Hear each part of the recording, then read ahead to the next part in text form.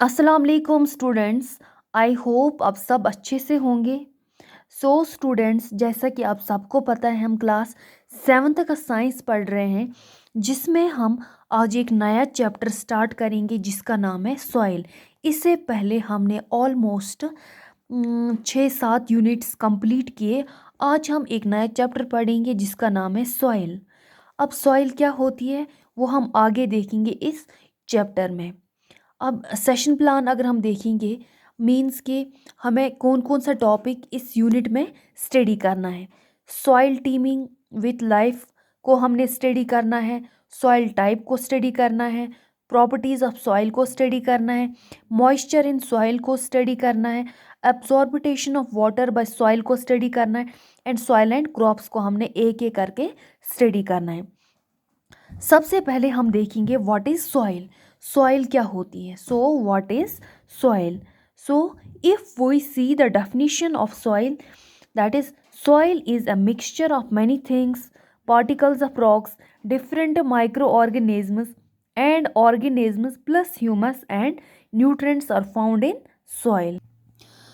जैसे कि मैंने बोला, सॉइल मिक्सचर ऑफ थिंग्स होता है। इसमें पार्टिकल ऑफ रॉक्स होते हैं, डिफरेंट माइक्रो ऑर्गेनिजम्स प्रेजेंट होते हैं, कुछ ऑर्गेनिजम्स होते हैं। अगर हम प्लस देखेंगे, इन एडिशन सॉइल में क्या होता है? ह्यूमस होता है और न्यूट्रेंट्स होते हैं। हमें सॉइल में ह्यूमस देखने को मिलता है, न्यूट्रेंट्स देखने को मिलते हैं। ह्यूमस क्या होता है? बेसिकली ट्रीज से जो लीव्स शेड होते हैं वो किसके साथ मिक्स अप होते हैं? सॉइल के साथ। जब वो सॉइल के साथ मिक्स, वो कैसे सॉइल के साथ मिक्स अप होते हैं? माइक्रो ऑर्गेनिज्म आते हैं, वो अटैक करते हैं उन लीव्स को, उन लीव्स के ऊपर वो फीडिंग करते हैं, देन वो किसके साथ मिक्स अप होते हैं? सॉइल के साथ। इससे क्या होता है? सॉइल की फर्टिलिटी इंक्रीज होती है। ह्यूमस की वजह से सॉइल की फर्टिलिटी इंक्रीज होती है। जब फर्टिलिटी इंक्रीज होगी तब वहाँ पे क्या होगा? अगर हम उस सॉइल में कोई क्रॉप सो करेंगे, कोई सीड सो करेंगे, देन हमें क्रॉप प्रोडक्शन बहुत अच्छी मिलेगी। मतलब इन लार्ज क्वांटिटी हमें क्रॉप्स वापस मिलेंगे। सॉइल में न्यूट्रिएंट्स भी होते हैं। हमने जो डेफिनेशन देखी सॉइल की, कि उसमें मिक्सचर होते हैं, कुछ चीज़ों की मिक्सचर होता है, लाइक पार्टिकल्स ऑफ रॉक्स मैंने बोला, माइक्रो ऑर्गेनिजम्स। सबसे इम्पॉर्टेंट उसमें क्या होता है? ह्यूमस और न्यूट्रेंट्स किस में देखने को मिलते हैं? सॉइल में। इसके बाद हम देखेंगे कि polythene bags and other plastics waste products and chemical should be treated pests pollute soil. अब हम देखेंगे सॉइल को कैसे पोल्यूशन होता है, सॉइल पोल्यूशन कैसे होता है। स्टूडेंट्स, अगर आप लोगों को कोई भी पूछेगा कि soil what is, soil pollution in चीज़ों से होती है। अगर आप लोगों को कोई भी पूछेगा व्हाट इज सॉइल पोल्यूशन, आप लोग बोलना polythene bags and other plastics waste products and chemical should be treated as pests pollute.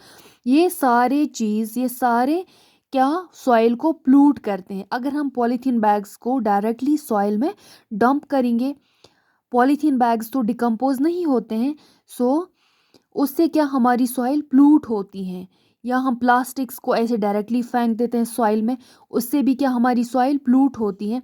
या कोई भी वेस्ट प्रोडक्ट या केमिकल्स एज जैसे कि आपको भी पता है कि वो हार्मफुल होते हैं ह्यूमन लाइफ के लिए as well as animal life के लिए, और प्लांट लाइफ के लिए भी ये क्या होते हैं?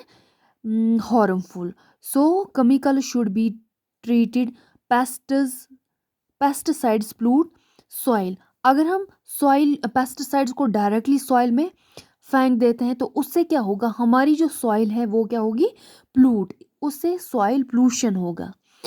स्टूडेंट्स, आई होप आप लोगों को अच्छे से समझ में आया होगा सॉइल पोल्यूशन क्या है, या हम सॉइल किसको बोलते हैं।